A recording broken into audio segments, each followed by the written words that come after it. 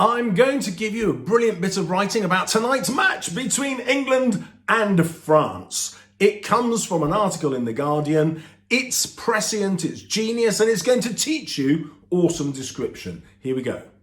Darkness falls quickly in Qatar. The night steals in like a kidnapper. What brilliant simile. Wrapping its shroud around the desert like a bag over their head. Again, brilliant simile. And what does it set up? The expectation that England are going to get beaten. They're going to get kidnapped. Their chance of success is going to disappear. Sunset barely lasts long enough to choose an Instagram filter. On Saturday evening, either England or France will also discover that in these parts, oblivion descends with a devastating brutality. Look at that for hyperbole, that over-exaggeration, to get you wondering what's going to happen in tonight's game. Come 10 p.m. local time, what has gone before will cease to matter. To the loser, the ruthless and often scintillating football that brought them to this quarter-final will be of no consolation at all. One of Harry Kane or Kylian Mbappe is a fraud. Again, dramatic over-exaggeration. Look how skillfully the writer uses contrast to get our excitement. One of Didier Deschamps or Gareth Southgate is a moron. Look at the emotive language, that contrast again between good and bad. One of Declan Rice or Aurélien Tchouameni, I tried, is about to be painfully exposed at this level.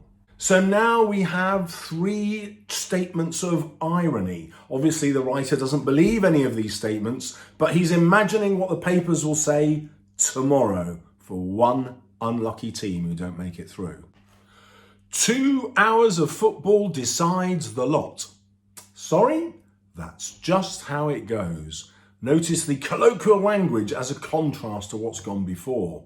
Again, it's ironic, as though the emotion doesn't matter. That's just the way it is, when of course the fans will be feeling exactly the opposite. Then he immediately contrasts this with an advanced vocabulary. That we all willingly buy into this quasi-fiction is what lends World Cup knockout football its maniacal power. Emotive language, direct address, hyperbole again. Now we get the listing, the patterns of three. A microscopic VAR call, an act of unrepeatable brilliance, a lucky deflection off the backside of Oliver Giroud, a penalty kick. See how the list builds up to a climax, and each item in that list separated by a semicolon, because you want to grab those punctuation scores. Now comes a metaphor. On these slippery wheels are broken the work of 4 years. And for all the inevitable pre-match prophecy, look at that brilliant alliteration, and post-match autopsy, look at that brilliant rhyme. England v France feels impossible to call. Now look at how the teams are described through metaphor.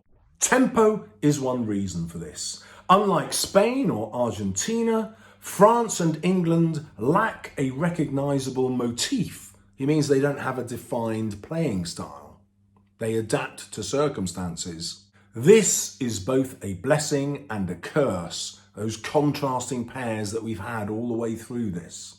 And of course, both those words are metaphors. Few teams rival France's ability to accelerate through the gears, to turn patience to impatience, ice to fire, verse to chorus. A list of three done with these contrasting pairs again, all of which are metaphors.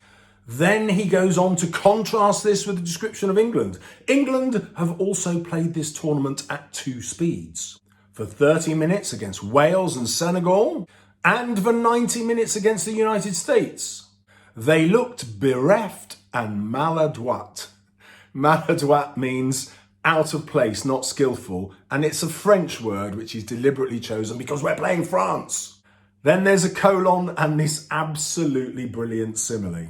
A team of spoons in a world of pork chops. That's mad, isn't it? That's just brilliant. And it builds up the fans' worry that England can't possibly win. They're just not suited to the occasion. Spoons when you're supposed to be eating pork chops. But in their moment of clarity, so here comes hope to contrast, when the wingers dovetail and the midfielders storm from the deep, few teams can withstand them.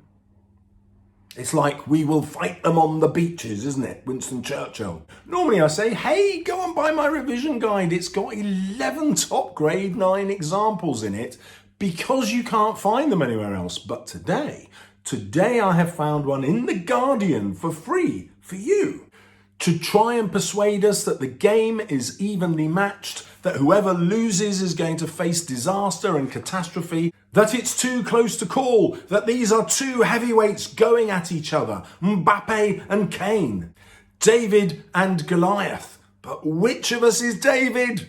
Can't wait to find out. And of course, the most persuasive technique of all, metaphor. Like, subscribe, spend money, yada, yada, yada. Come on, England!